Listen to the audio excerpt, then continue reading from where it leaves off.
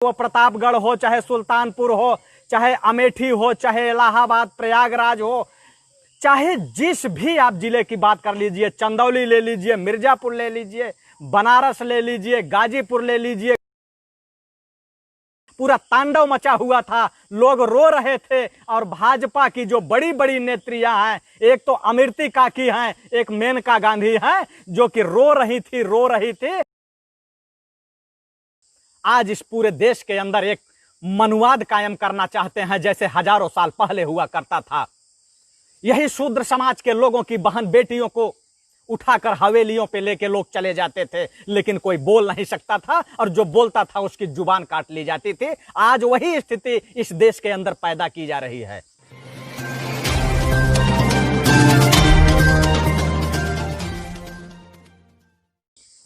देश के सभी क्रांतिकारी नौजवान साथियों को राजेश्वर यादव का प्रणाम। मेरे नौजवान साथियों, आज पूरा उत्तर प्रदेश जो है वह हत्या प्रदेश और बलात्कार प्रदेश हो चुका है।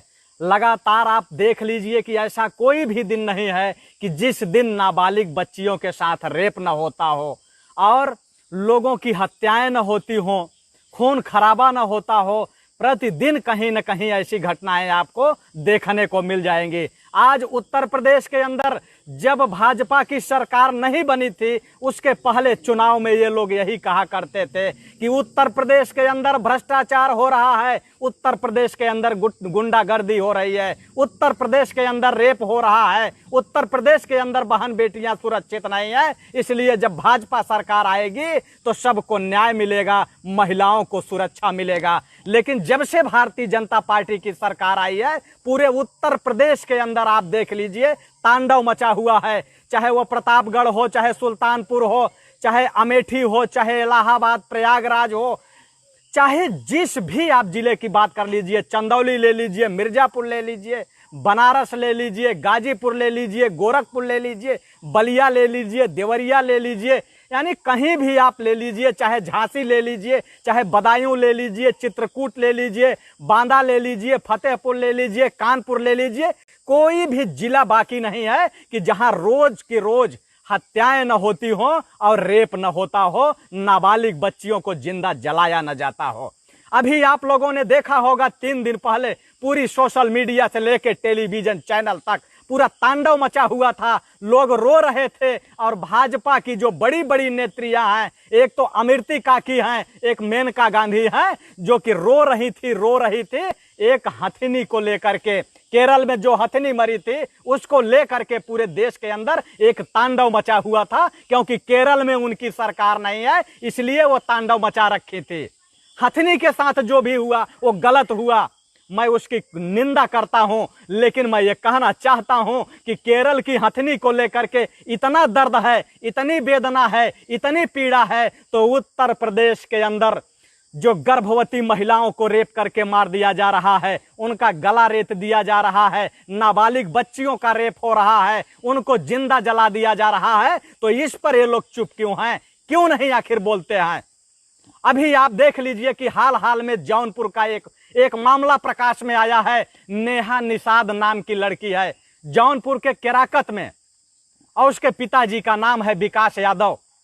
अभी 3 दिन पहले उसको घर से घसीट करके उठा करके ले जाया गया, बाहर उठा के ले जाते हैं और उसके साथ 3 दरिंदों ने रेप करके उसकी हत्या कर देते हैं।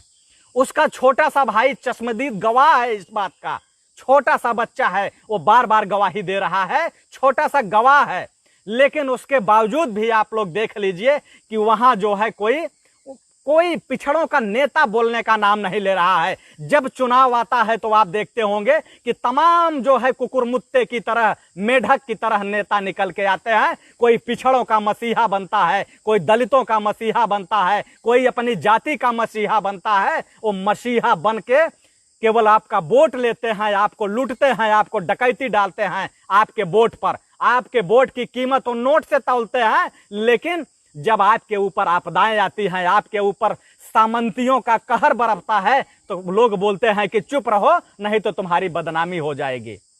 यानी उनकी हैसियत नहीं है, उनकी औकात नहीं है कि अपने पिछड़े समाज के लोगों को न्याय दिलाने के लिए एक आवाज उठा सके। वो बिल्कुल चुप रहते हैं।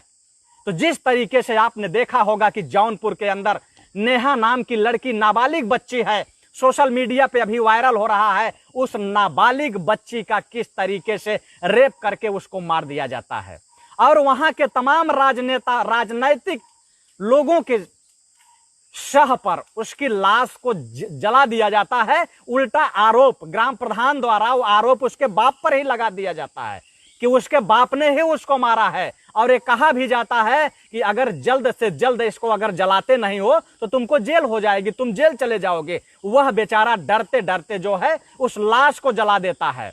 उसके बाद लाश जलाने के बाद जब ये पता चलता है कि इसका रेप हुआ है, इसको मारा गया है, तो उसमें 3 सामंतवादी पकड़े जाते हैं। उसमें जुर्म कबूला जाता है जिसमें कि अपराधी का नाम है विनय पाठक।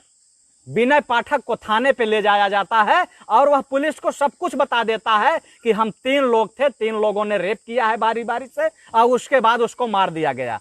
लेकिन उसके बावजूद भी, जुर्म कबूलने के बावजूद भी 376 का मुकदमा और पास्को एक्ट नहीं लिखा जाता है, नहीं लिखा जाता है। सिर्फ 201 और धारा 302 लिखा जाता है और 2 अपराधियों को छोड़ दिया जाता है। 2 अपराधियों को इसलिए छोड़ दिया जाता है कि 376 तो लिखा ही नहीं जाता।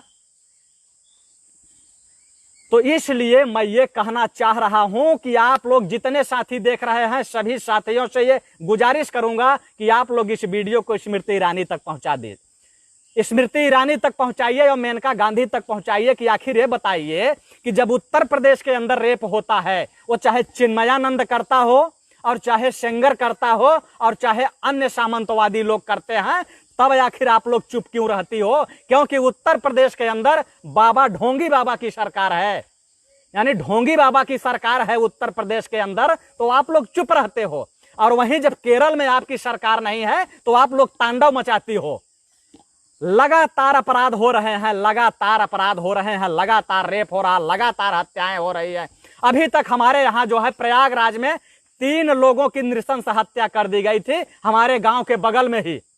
लेकिन आज 1 महीने से ज्यादा हो गए, लेकिन अभी तक अपराधी पुलिस की गिरफ्त से बाहर हैं। और जबकि वहां जो है 3-3, 4-4 विभाग लगा हुआ है, एसटीएफ अलग लगा हुआ है, एसओजी अलग लगी हुई है, पुलिस अलग लगी हुई है, क्राइम ब्रांच अलग लगी हुई है, यानी इसके बावजूद भी खुलासा नहीं हो पाया अब तक। आखिर हो क्या गया है पूरे उत्तर प्रदेश को? और उत्तर प्रदेश के अंदर जो बैठी हुई नेत्रियां हैं, स्मृति ईरानी जी जो अमेठी से चुन के गई हैं, उत्तर प्रदेश उनका जो है कर्म भूमि है एक तरीके से, लेकिन उत्तर प्रदेश पे वो चुप रहती हैं और एक हथनी पर वो विधवा विलाप करती हैं। तो ये दोगली नीति, दोगली राजनीति आखिर इनकी क्यों? जितने भी साथी देख रहे हैं, सभी साथियों से एक बार गुजारिश करूंगा कि आप लोग अभी तक जितने लोग हैं, आप लोग बारी बारी से इसको ग्रुपों में शेयर कीजिए, अपनी अपनी टाइमलाइन पे शेयर कीजिए। आप लोगों को शर्म आती है और पूरे देश के अंदर बारी बारी से जितने भी सामंतवादी लोग हैं, ये सामंतवादी लोग आप पर चोट करेंगे, बारी बारी से सबको मारेंगे और सब पर अपराध करेंगे। लेकिन आप अगर आज नहीं बोलोगे तो कल आप पे कौन बोलेगा? कोई पागल है, कोई मूर्ख है कि आप दूसरे के लिए नहीं बोलोगे तो आपके लिए कौन बोलेगा? कोई नहीं बोलेगा और आप भी मारे जाओगे, घर के अंदर जला दिए जाओगे। जैसे जिस तरीके से प्रतापगढ़ के अंदर पटेलों को जला दिया गया, जिस तरीके से सुल्तानपुर में लोगों को पीट पीट के मार दिया गया, जिस तरीके से पुष्पेंद्र यादव को झांसी में मार दिया गया और आज तक न्याय नहीं मिला, हम लोग लड़ते लड़ते वहां जेल चले गए, लेकिन कोई आदमी वहां दिखाई नहीं दिया। और आज पूरे देश के अंदर जाति के नाम पर हजारों संगठन बने हैं, कोई यादव महासभा, कोई यदुवंशी महासभा, कोई अखिल भारतीय यादव महासभा, कोई जो है बिंद महासभा, कोई निषाद महासभा, कोई पटेल महासभा, कोई कुर्मी महासभा, कोई कुशवाहा महासभा, ऐसे हजारों संगठन बने हुए हैं। और सारे के सारे संगठन बना करके आपसे चंदा लेते हैं और बड़ी बड़ी गाड़ियों में घूमते हैं, और जब आप पर चोट होती है तो वो बोलने नहीं आते हैं, डर के मारे। वो डर के मारे नहीं बोलते हैं, वो डरपोक लोग हैं। क्योंकि जब भी इस देश के अंदर पिछड़े समाज के ऊपर, चाहे निषाद का मामला हो, चाहे बिंद का मामला हो, चाहे कुर्मी का मामला हो, चाहे कुशवाहा का मामला हो, चाहे धोबी का मामला हो, चाहे यादव का मामला हो, जो भी होता है, एक बार लोग मेरे पास फोन करते हैं। और मेरे पास फोन इसलिए करते हैं कि वो जानते हैं कि राजेश्वर भाई के जितने भी क्रांतिकारी साथी हैं, उनकी आवाज को लोग पूरे देश के कोने कोने तक पहुंचाने का काम करते हैं। इसलिए वो लोग जो है मेरे पास फोन करते हैं। तो आज इस नेहा निषाद को लेकर के मेरे मन में एक अथक पीड़ा है, बेहद पीड़ा है कि उस गरीब परिवार जो कि अगर कायदे से कहा जाए तो वकील भी हायर नहीं कर सकता, इतना गरीब परिवार है वो, उसके पास एक धुर भी जमीन नहीं है। वह मजदूरी करने वाला आदमी दूसरे के बगीचे में जाता है और उनके बगीचे की रखवाली करता है। वह आम का पेड़ बटाई पे ले रखा है, उसकी रखवाली कर रहा है, वह इतना गरीब है। लेकिन उसकी आवाज बड़े बड़े ठेकेदार हैं। मैं तो कहूंगा कि संजय निषाद जैसे जो ठेकेदार हैं, जो 150 करोड़ में बिक गए, पूरे निषादों की बोट को बेच दिया। आखिर ये लोग किस दिन काम में आएंगे समाज के लिए? संजय निषाद गोरखपुर का, वह पूरे निषादों को जो है संगठन बना करके पूरे निषादों से पैसा लिया है, पूरे मल्लाह समाज से पैसा लिया है, पूरे माझी से पैसा लिया है, पूरे बिंदों से पैसा लिया है, सबसे जो है पैसा लिया वो। लेकिन अपने निजी स्वार्थ के लिए, निजी फायदे के लिए वह 150 करोड़ रुपए लेकर के भाजपा में सटल हो गया। आज निषादों का चाहे रेप हो, चाहे हत्या हो, यहीं गोरखपुर के अंदर 3 निषादों को मार दिया गया था। चित्रकूट बांदा के अंदर एक निषाद को पैर पकड़ के फाड़ दिया गया था। आज यहाँ केराकत में जिस तरीके से उन नाबालिग अबोध बालिका के साथ रेप हुआ, उसकी हत्या हुई, जघन्य कृत्य हुआ, लेकिन आखिर ये लोग क्यों नहीं बोल रहे हैं? क्यों चुप हैं? अब तक क्यों नहीं बोल रहे हैं? और हम लोगों को जो लोग कहते हैं कि ये लोग जातिवादी हैं, लेकिन इसके बावजूद भी हम लोग, जब बदायूं में बृजलाल मौर्य की हत्या हुई तो हम लोग वहां प्रोटेस्ट करने गए। पुष्पेंद्र यादव की हत्या हुई तो झांसी में जेल जाने का काम किए। बांदा में जब संजय निषाद की हत्या हुई तो हम लोगों ने वहां प्रोटेस्ट किया। कानपुर के अंदर अनामिका यादव की हत्या हुई तो हम लोग वहां विरोध मार्च निकाले। हम लोग तो हर समाज के लिए लड़ते हैं, सर्व समाज के लिए लड़ते हैं, लेकिन हम लोगों को क्या कहेंगे कि ये लोग जातिवादी हैं। आज सामंतवाद का बीज अगर इस देश के अंदर अगर पनपने का बाधक है तो हमारे जैसे लोगों के वजह से और आप जैसे क्रांतिकारियों के वजह से, क्योंकि इनकी जो पोल पट्टी है वो हम लोग देश के कोने कोने तक खोल के पहुंचाने का काम करते हैं। जितने भी साथी देख रहे हैं, एक बार सभी साथियों से आग्रह करूंगा कि आप लोग एक बार इस वीडियो को 5-5 ग्रुप में शेयर कर दें। अगर आप लोग शेयर नहीं कर सकते हैं तो मैं कहूंगा कि आप लोग छोड़ के निकल जाइए, भाग जाइए। आज नहीं तो कल आपकी बारी आनी है। जितने क्रांतिकारी साथी हैं वो तो शेयर करेंगे ही, वो तो लगे रहते हैं, रोज लगे रहते हैं, प्रतिदिन लगे रहते हैं मेरे साथ। लेकिन आज पूरे उत्तर प्रदेश के अंदर जिस तरीके से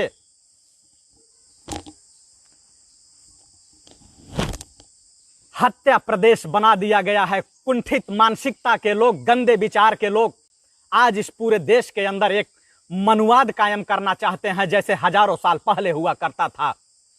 यही शूद्र समाज के लोगों की बहन बेटियों को उठाकर हवेलियों पे लेके लोग चले जाते थे, लेकिन कोई बोल नहीं सकता था, और जो बोलता था उसकी जुबान काट ली जाती थी। आज वही स्थिति इस देश के अंदर पैदा की जा रही है, यही स्थिति देश के अंदर पैदा की जा रही है। और आज पूरा उत्तर प्रदेश की स्थिति क्या है ये किसी से छुपी नहीं है। उस उत्तर प्रदेश की स्थिति बद से बदतर होती जा रही है, और आप लोग हाथ पे हाथ धरे बैठे हैं। आप लोग चुप हैं कि आज तो निषाद के साथ हुआ तो हम क्यों बोलें, कल लोहार के साथ होगा तो हम क्यों बोलेंगे, कल बिंद के साथ होगा तो हम क्यों बोलेंगे, अहिर के साथ होगा तो हम क्यों बोलेंगे। मत बोलिए। आपको बारी बारी से, जैसे अंग्रेजों ने सबको बारी बारी से पीट करके 200 साल तक गुलाम बनाया था, वही स्थिति आज आप लोगों के साथ है कि आप लोगों का नेतृत्व करने वाले जो नेता हैं, उन नेताओं को 150 करोड़ रुपए दे करके टेंडर ले लिया जाता है।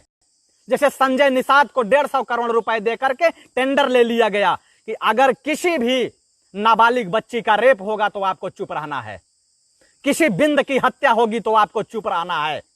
और चुप हैं, आखिर क्यों नहीं बोलते? सरकार में सरकार के सहयोगी दल हैं, क्यों नहीं विरोध करते? अरे इन लोगों को ओम प्रकाश राजभर से सीखना चाहिए, जिसने मंत्री पद को लात मार दिया, लेकिन उसने अपने जमीर से समझौता नहीं किया, उसने मंत्री पद को लात मार के छोड़ दिया। और आज भी वो पिछड़ों की बात करता है, दलितों की बात करता है। लेकिन संजय निषाद जैसे चापलूस और चाटुकार आज अपने समाज को बेचने का काम कर रहे हैं। केशव मौर्य जैसे लोग मौर्य समाज को बेचने का काम कर रहे हैं। अनुप्रिया पटेल जैसे लोग पटेलों और कुर्मियों को बेचने का काम कर रहे हैं। इसका ज्वलंत उदाहरण प्रतापगढ़ में है। प्रतापगढ़ में आप जाके देख लीजिए कि जिस तरीके से वहां महिलाओं को लाठियों से पीटा गया, कुल्हाड़ियों से काटा गया, उनके घर को जला दिया गया, लेकिन अनुप्रिया पटेल का कोई बयान नहीं आया, कोई ट्वीट नहीं आया। और जब चुनाव आएगा तो कहेंगे हम कुर्मी की बेटी हैं, हम पटेल की बेटी हैं। और संजय निषाद कहेंगे कि हम निषाद हैं, हम मल्लाह हैं। आप हमारे समाज के लोग हो, हमको वोट दो। हम सत्ता में जाएंगे तो तुम्हारा रेप करवाएंगे, हम सत्ता में जाएंगे तो तुम्हारी हत्या कराएंगे। ऐसे हैं ये लुटेरे डकैत। मैं तो ये कहूंगा कि 302 का मुकदमा उन अपराधियों पर नहीं, इस समाज के ठेकेदारों पे होना चाहिए, जो समाज का ठेका लेकर के और समाज से चंदा लेकर के ये घूमने का काम कर रहे हैं। आप लोग इसलिए नहीं शेयर कर पा रहे हैं कि वह मामला केराकत के एक मल्लाह समाज का है, एक निषाद समाज का है। अरे सोचिए कि वह भी बेटी अपनी बेटी है, वह भी भारत माँ, इसी धरती माँ की बेटी है। क्या उसे जीने का अधिकार नहीं था? क्या उसे जीने का हक नहीं था? इस सामंतवादी लोग अपने आप को समझ क्या रखे हैं? इस व्यथा में, इस पीड़ा में तमाम लोग लगे हुए हैं। फूलपुर से हमारे भाई हैं जीतलाल बिंद जी हैं, जो कि अथक प्रयास कर रहे हैं, तमाम प्रयास कर रहे हैं कि किसी तरीके से नेहा निषाद को न्याय मिले। लेकिन न्याय मिलेगा कहां से? अगर जिस तरीके से आप लोगों ने देखा होगा कि झांसी के अंदर पुष्पेंद्र यादव को गोली मारी गई, 950 साथी जुड़ चुके हैं, और आप लोग, हमें लग रहा है कि आप लोग 1000 लोगों को जोड़ देंगे। लेकिन आप लोग थोड़ा सा और मेहनत करिए, थोड़ा सा और मेहनत करिए। जिस तरीके से पुष्पेंद्र यादव को भेजे में लगा के गोली मारी गई और उसके ऊपर एक भी मुकदमा कायम नहीं था, एक भी मुकदमा कहीं नहीं था, लेकिन उसको जो है इतना बड़ा खनन माफिया दिखा करके गोली मार दिया गया और पूरी सरकारी तंत्र उसके साथ खड़ी हो गई थी। यहां तक कि सिद्धार्थनाथ सिंह जैसे मंत्री उस दरोगा के पक्ष में खड़े थे। शर्म आनी चाहिए। लेकिन उसके बावजूद भी आज हमारा ओबीसी समाज भारतीय जनता पार्टी का जो है दामन पकड़े हुए है, महज भीख के लिए, महज भीख के लिए कि उसके अकाउंट में कहीं 500 रुपए आ जाए और उसके जो है कोटा पर 5 किलो राशन फ्री का मिल जाए, महज उसके लिए। अरे अपनी इज्जत को बेच करके, अपनी इज्जत नीलाम करके तुम 5 किलो चावल के लिए देश को बर्बाद करना चाहते हो? शर्म आनी चाहिए आप लोगों को। सभी क्रांतिकारी साथियों को मेरा नमन है। आप लोग 1000 लोगों को जोड़ दिए, सभी को क्रांतिकारी सलाम। अगर आप लोग चाहते ना तो आप लोग चंद सेकंडों में 2000 3000 लोगों को जोड़ देते, लेकिन आप लोग जोड़ना नहीं चाहते हो। तो आज आप लोगों से मेरा एक सवाल है कि आखिर ये उत्तर प्रदेश के अंदर क्या ये होता रहेगा? स्मृति ईरानी, मेनका गांधी जैसे लोग केवल हाथी पे चिल्लाएंगी और बेटियों पे चुप रहेंगी। चिन्मयानंद पर उनकी जुबान नहीं खुलेगी, सेंगर पे उनकी जुबान नहीं खुलेगी। केवल उनको केरल दिखाई देता है, जहां जहां कांग्रेस की सरकार है या जहां अलग सरकार है। दूसरे पार्टी की बंगाल दिखाई देगा उनको, जहां ममता बनर्जी की सरकार है। लेकिन इनको न यूपी दिखाई देगा, न इनको बिहार दिखाई देगा, और न तो इनको दिल्ली दिखाई देगा जहां इनकी पुलिस है। ये दिल्ली पर भी टारगेट नहीं करेंगे क्योंकि वहां शासन व्यवस्था इनके हाथ में है। मेरा अपना चैनल, आपका चैनल, समाज का चैनल, देश का चैनल एनबी न्यूज 24/7 को आप लाइक करें, सब्सक्राइब करें और ज्यादा से ज्यादा इसकी वीडियो को शेयर करें, ताकि हर खबर को मैं आप तक आसानी से पहुंचा सकूं।